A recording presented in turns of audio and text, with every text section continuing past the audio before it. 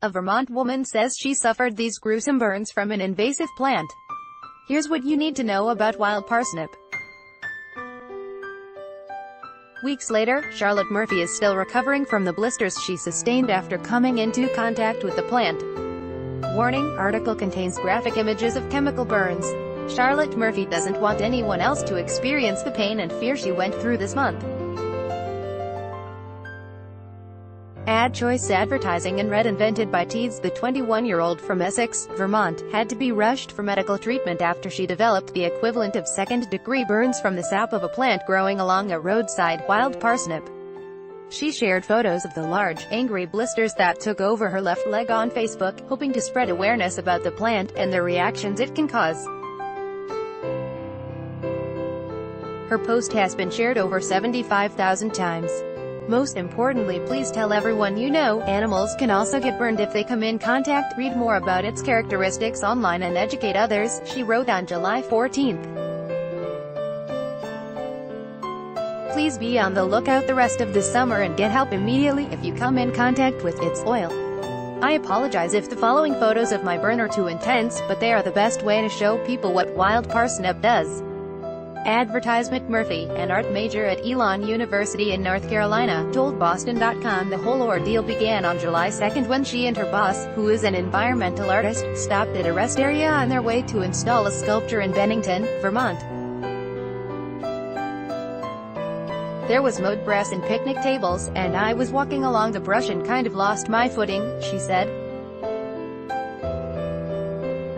I would say I didn't completely fall over, but my leg definitely broke some leaves, and they really brushed up against that left inner part of my leg.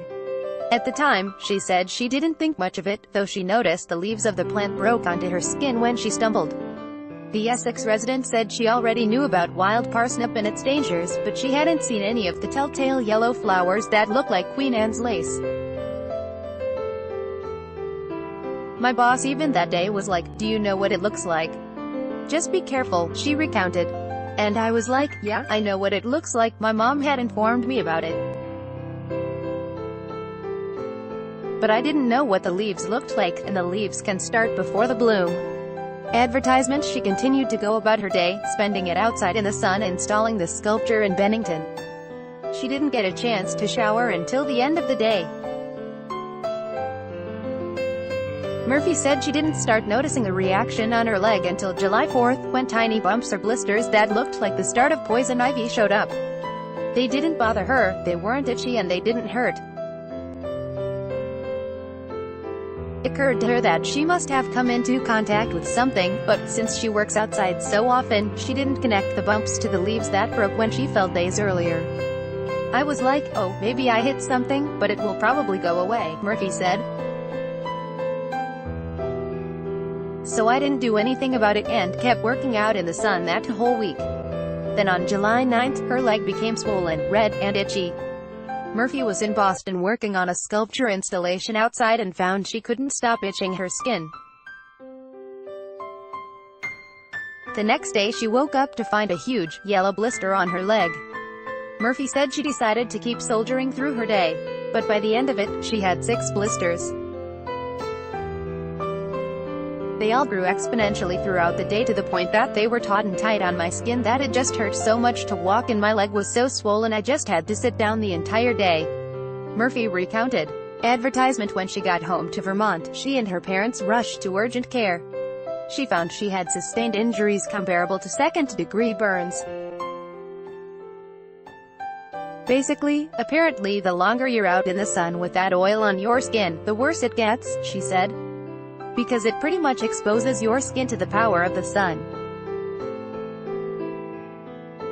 I don't know why it didn't show up right away, Murphy said. When she saw the yellow blister, she realized it must have been wild parsnip that she'd encountered. She'd gotten reactions from it a few years ago, while running with her cross-country team, some tiny blisters on her hands. Everybody got little bits of it, she said. That was my previous experience, and it went away.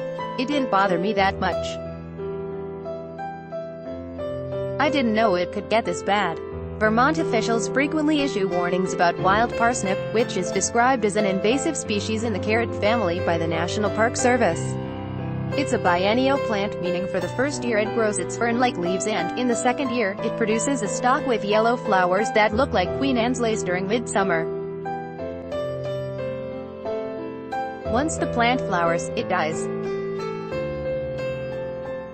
The sap of the plant is what is dangerous, according to Jennifer Formanorth, an environmental biologist with the Massachusetts Department of Agricultural Resources. It's not an allergic reaction, she said. It's a chemical reaction. It makes the skin really sensitive to UV rays.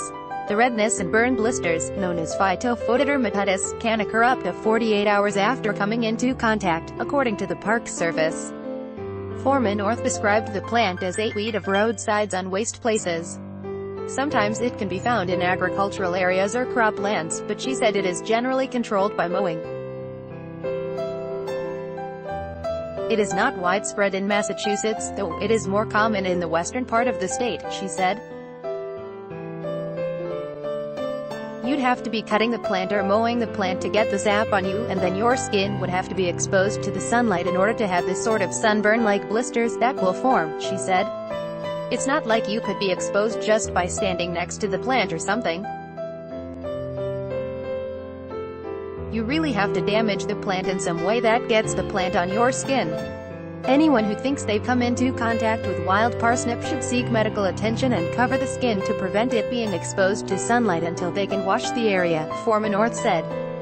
Ben Truman, the public health communication officer for the Vermont Department of Public Health, told Boston.com in an email that wild parsnip is present in 10 of the Green Mountain State's 14 counties. Exposure to the plant presents a health concern, he said. The burns caused by getting the plant sap on your skin followed by exposure to sunlight are like second-degree burns and can cause painful rashes and raised blisters. Everyone should learn to recognize the plant so that they can avoid contact with it, as well as know what to do if they get sap on their skin, Murphy said Thursday. She's no longer in pain from the burns she sustained. She's been visiting a burn clinic for treatment and expects to be back to her normal routine in another week or so. But with a new layer of skin formed following the burns, she'll have to continue monitoring the exposure to her leg. The 21-year-old said she just hopes her experience and story will help others avoid and be more aware of wild parsnip. I don't want to create a fear of being outside, but just through this process of realizing that a lot of people didn't know what it was, especially in the summer when everybody is outside, people just need to be made aware, she said. Quote, and hopefully it will spark a conversation about how we deal with this invasive species. By Taboola sponsored links promoted links. You may like Vikings, free online game. Play this for 1 minute and see why everyone is addicted. Vikings, free online game. Unda Babel. Say hello to the app which gets you speaking a new language in just 3 weeks. Babelindo Best Wonder Trip 7 Most Breathtaking Rooftop Hotel Pools. Best Wonder Trip Undo 10 Likes 10 Best Smart Home Tech 10 Likes Undo Blinkist. This woman reads 100 books a month. Blinkist Undo Afrizip. The 20 most generous billionaires in the world. Afrizip Undo.